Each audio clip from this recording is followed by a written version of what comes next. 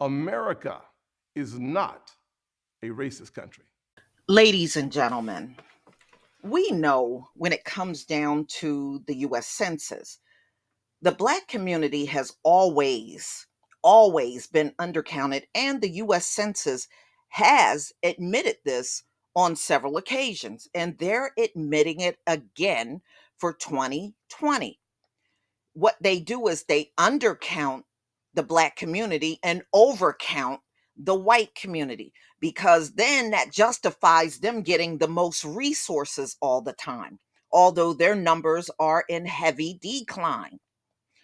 And always saying that we're 13% of the population for the last centuries, that justifies why you don't get as much. See, there's a reason. It's a numbers game. And there's a reason why they are hell bent on keeping us at this same level, unmoving. Although, in one instance, we're this tiny population, which we don't believe you, nor have we ever believed you, by the way. And then on the other hand, we're having all these babies. How many times have we heard them having all them babies and all that stuff? Well, which one is it? Are we 13% of the population, or are we having a bunch of babies? It can't be both. So this came out on NPR, ladies and gentlemen. The 2020 census likely left out, here we go, people of color at rates higher than a decade ago. Now, let me just tell you this. Please don't put all that mess in the comment section about people of color. That is in the title. So please don't, I mean, that people, okay, I don't need to hear that. Stick with the story now. So now, ladies and gentlemen, let me just tell you this. No one came to my door for the US Census. Not only my door, I talked to some of my relatives around that time when Trump was still in office. And that was the time when the US Census was being done. And they said the same thing. Nobody came to their door at all. Even if you're the type of person that don't want to open your door, if they still didn't come, they just simply didn't come.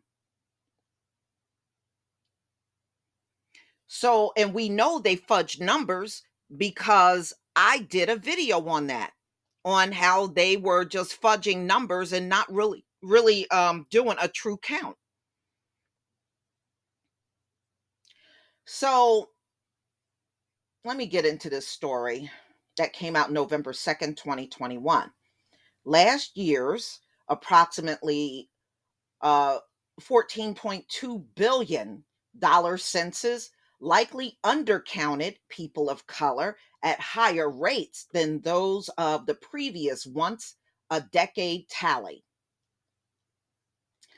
An Urban Institute study involving simulated census results released Tuesday suggests researchers at the Washington, D.C. based think tank says that while the Census Bureau may have continued to overcount, because they always overcount white people who identify as white and not Latino, it has also failed to count some 2.5 million people in other racial and ethnic groups. They do that on purpose, y'all, because then they can always justify them getting the biggest piece of the pie when it comes down to resources.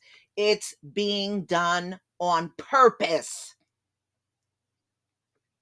The Urban Institute estimates that nationwide, the net undercount rates by race and ethnicity were the highest for Black people. So, Black people were the highest in being undercounted in America.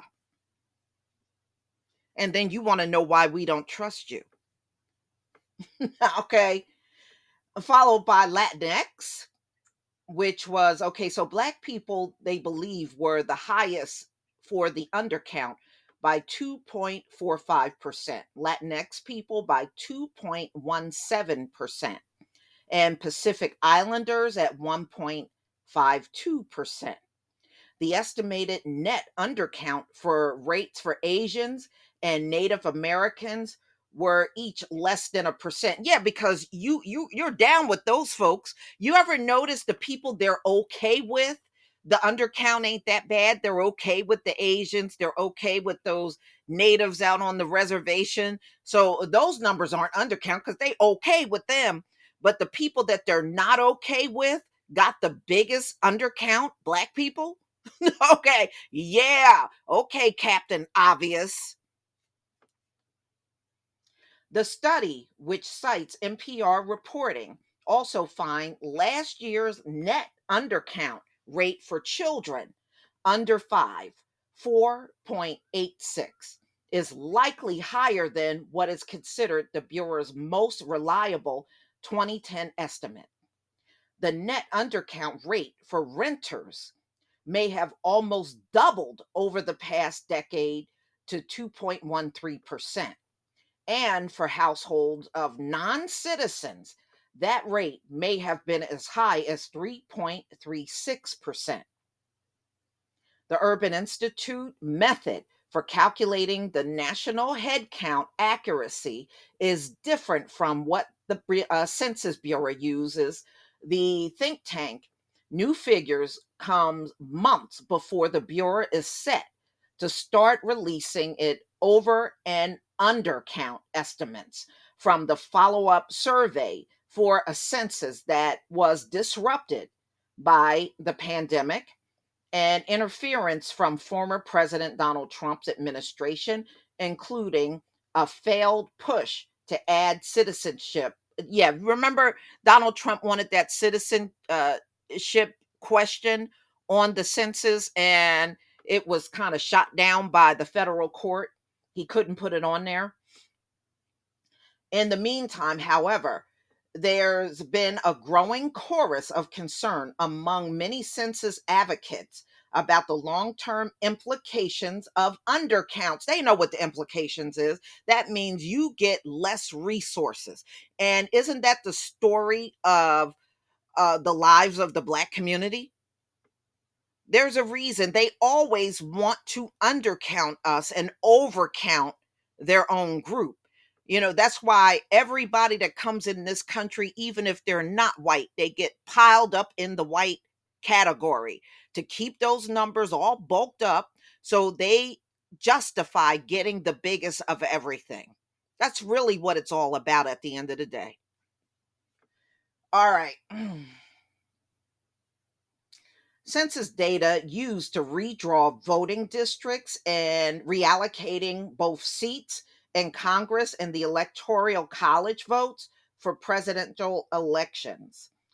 The National Urban League, which sued to try to stop the Trump administration from ending counting early last year, recently called for congressional hearings into how the administration's interference with the 2020 census could rob fair political representation from communities where Black people live, because the biggest undercount was the Black community. And they do this intentionally, y'all. Okay. The Census Bureau recognizes the importance of accuracy for the 2020 census, the Bureau said in a statement that referenced its upcoming release of results. Okay, so they just did some surveys. Let me just go down a little. And the decennial census, where there was a lot of uncertainty, I think it's increasingly important to have external benchmarks on census data so we know, for example, if states need to rethink how they allocate resources within their state. Diana Elliott, one of the Urban Institute report's co authors, said of how each state share federal funding is determined in part by census results. Right. And if you always overcount the white community, yeah, you're going to always give them the most resources, right? So don't tell me you're not doing this on purpose. You've been doing this since the Census Bureau exists. Okay, you've been doing it now. Is the moment from your inception all the way up until now, and it's on purpose to produce their estimates. Researchers with the Urban Institute use census participation rates, national survey results, and other data to simulate results of last year's national headcount. One of the report's advisors, Robert Santos, who is the Urban League Institute chief methodologist, is also President Biden's nominee for the Census Bureau director. So there you go. Overcount white people, undercount black people is the absolute biggest. So they never got to all of the households in the black areas. They never do when they do these census. But this is why, ladies and gentlemen, this is the root cause to why you are always told you're 13% of the population. It is all about resources. And when they do that, they're letting you know they don't want you to have a thing. That's what they're doing. They're just saying it without saying it, but they're definitely saying it, if you know what I mean. Please leave your comment and subscribe. Don't forget to hit on the notification bell, and I'll see you on the next video. Peace, family.